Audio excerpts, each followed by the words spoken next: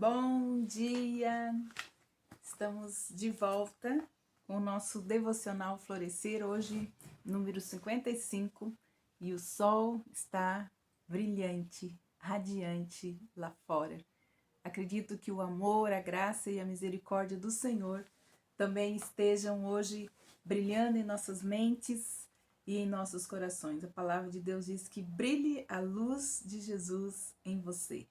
E que assim seja nesse dia, um domingo abençoado na vida de cada um de vocês.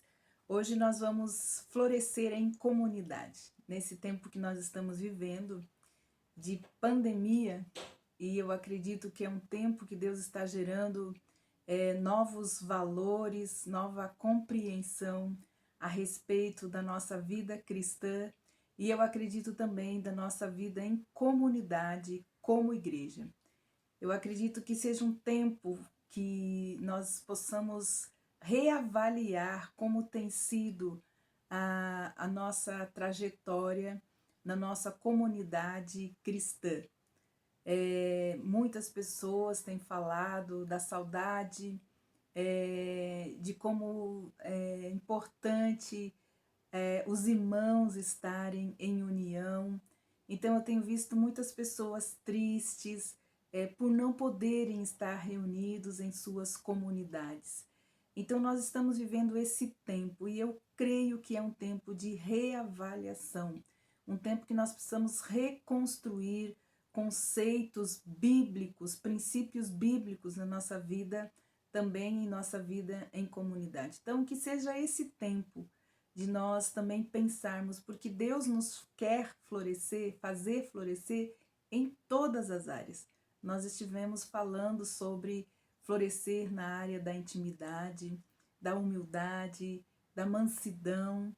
Estivemos também falando sobre florescer no serviço.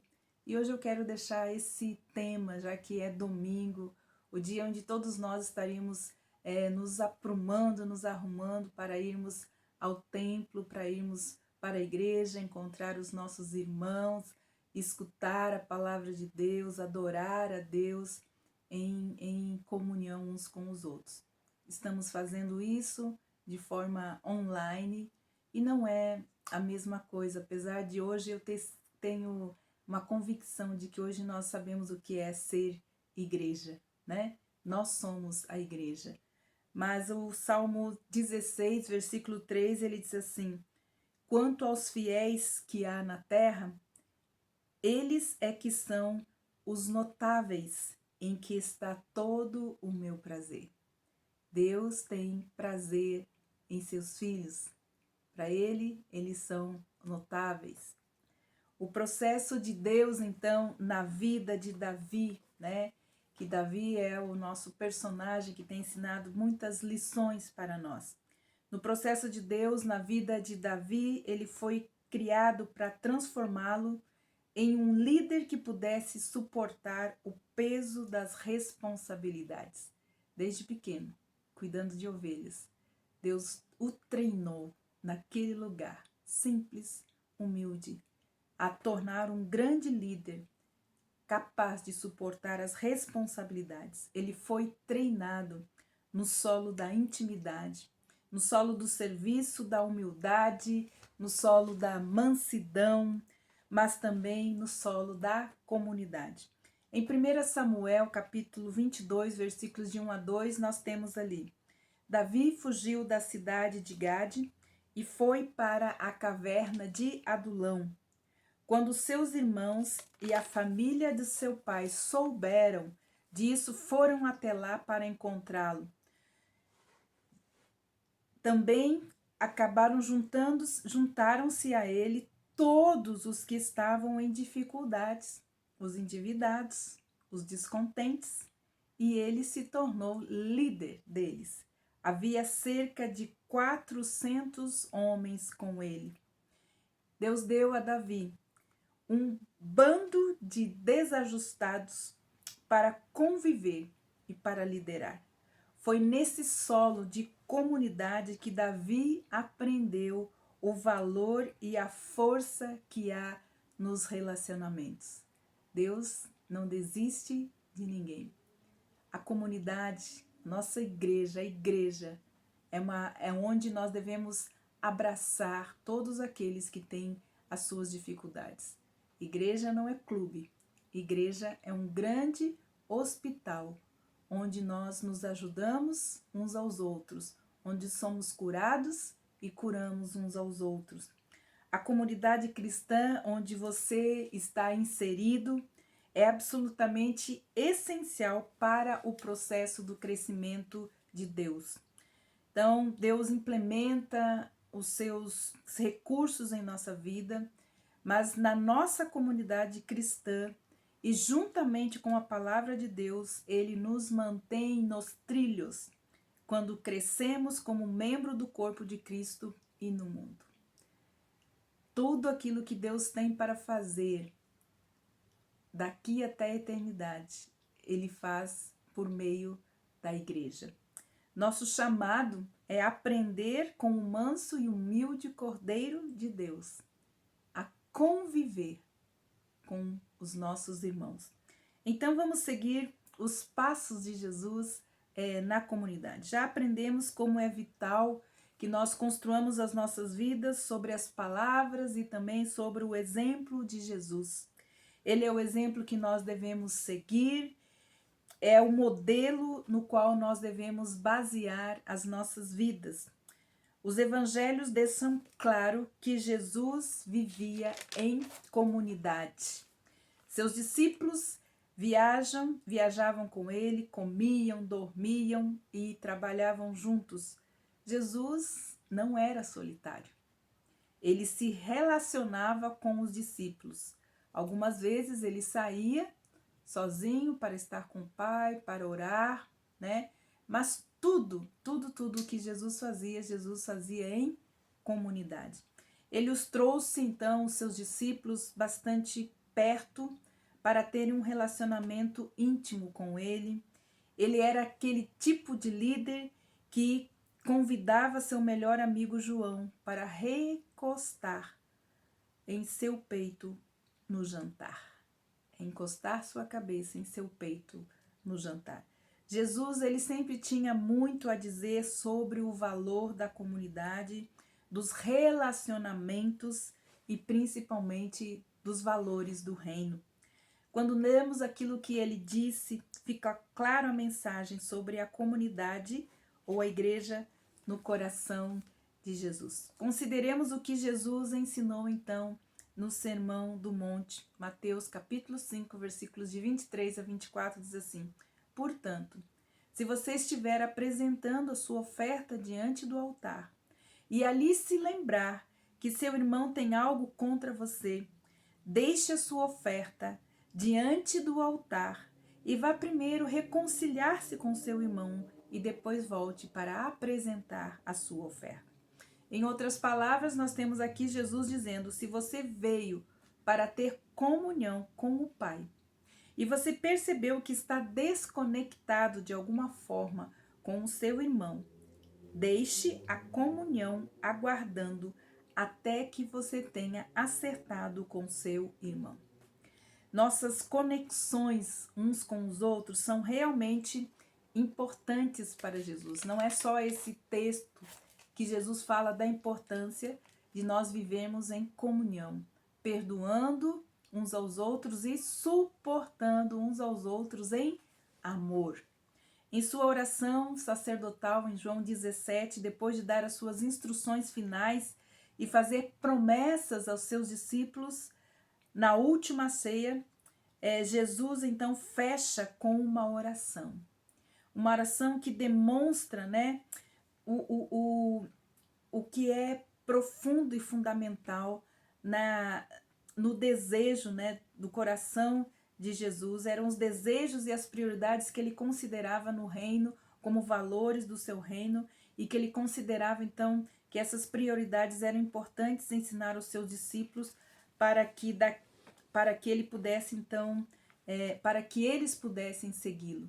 Então Jesus veio, ele viveu, ele experimentou os valores essenciais do reino, ele trouxe para a terra e ele tinha então os seus discípulos para ensiná-lo. para que eles o seguissem. E ele faz essa oração depois da ceia. De João 17, 20 e 23 diz assim: minha oração não é apenas por eles, mas rogo também por aqueles que crerão em mim. Jesus estava orando por mim e por você. E falando com eles, ele estava olhando para mim. E ele também estava olhando para você. Rogo-te também por aqueles que crerão em mim por meio da mensagem deles, daqueles que ele estava ensinando. Ele ensinou a eles e alguém ensinou a nós.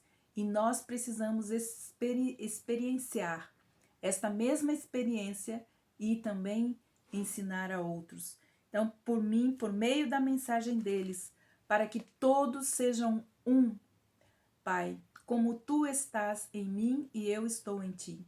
Que eles também estejam em nós, para que o mundo creia que tu me enviaste. Dei-lhes a glória que me destes, para que eles sejam um, assim como nós somos um. Eu neles e tu em mim. Que eles sejam levados à plena unidade, para que o mundo saiba que tu me enviastes e os amastes como igualmente me amou. Então, o objetivo final de Jesus é aquilo que ele ensinou em João capítulo 15 também, que permaneçamos nele e que amemos uns aos outros, como ele nos amou. Isso seria como sermos, né, uns com os outros. Então, a oração de Jesus, a oração sacerdotal de Jesus tinha esse objetivo, que nós fôssemos uns com os outros, assim como somos um com ele. Então, Jesus, ele é apaixonado pela comunidade e ele deixa isso bem claro em sua oração e ensinamentos. Se nós quisermos seguir, né, e responder à oração de Jesus e os ensinamentos de Jesus, se nós quisermos honrá-lo e segui-lo, a sua paixão pela comunidade deve tornar-se também a nossa paixão.